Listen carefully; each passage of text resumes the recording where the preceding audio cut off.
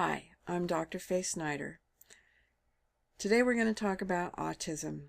It's another touchy subject. Many of us would like to believe that it's genetic, but there's been no gene isolated for autism, and there's no research to prove genetics that has been replicated. If you want to learn a little more about the genetic research, I invite you to look into my book, The Predictor Scale. There's some argument and some research that supports that toxins and inoculations possibly are causing autism. I can tell you this, that there is another explanation that does in fact cause autism. I've watched it happen. I've watched the cause and effect a number of times where the cold mothering of an infant caused the infant to shut down. This could happen by postpartum depression. It can happen by other care, placing the child in daycare or with grandma or rotating caregivers of some sort.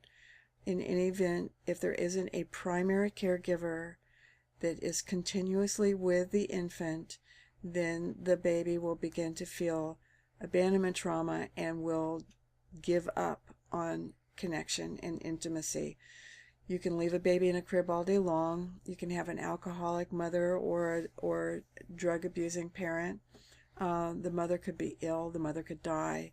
The baby could be ill and go into the hospital, or the mother could have been not bonded with herself. The baby begins to relate to objects instead of people, and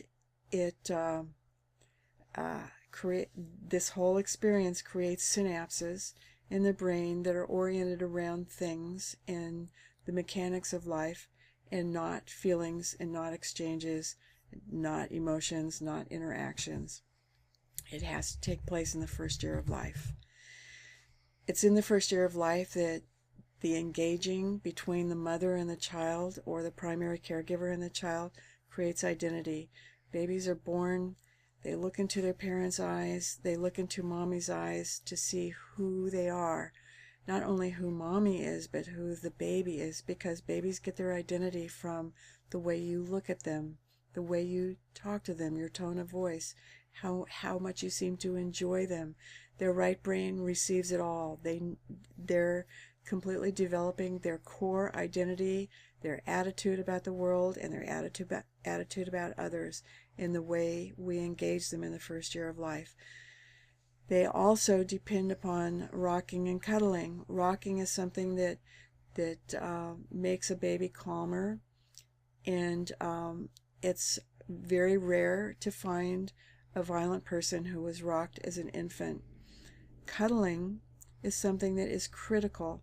If we don't have skin contact, we develop skin issues, and we develop a sensitivity to touch and sound as well. I've had a couple clients explain to me that they have actually rolled off the bed up against the wall to feel the sensation of being touched and held.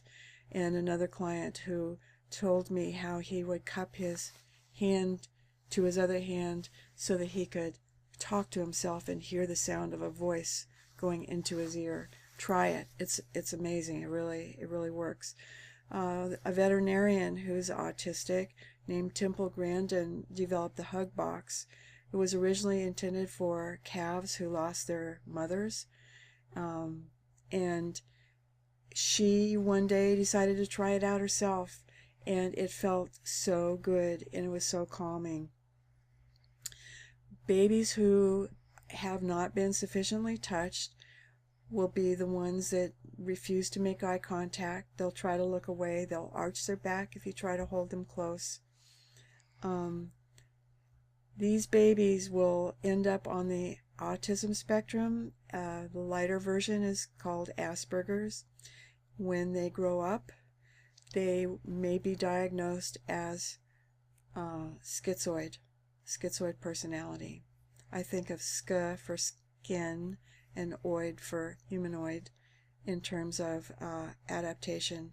But these are adults now who learn to relate to things in the first year of life.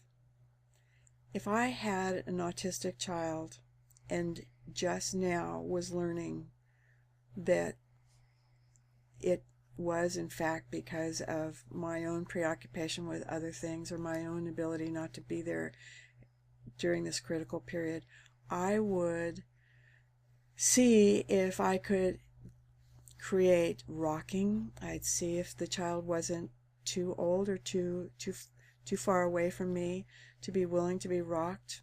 Maybe even I'd go back to giving a bottle.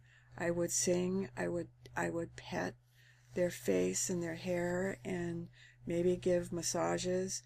I would engage the child in dialogue. I'd ask, what do you think about this? What did you think when that happened? Do you want to know what they probably thought? Let's see if we could guess what they're thinking. I would try to get them into dialogues about what the world is like, how you think, how they think, how others think.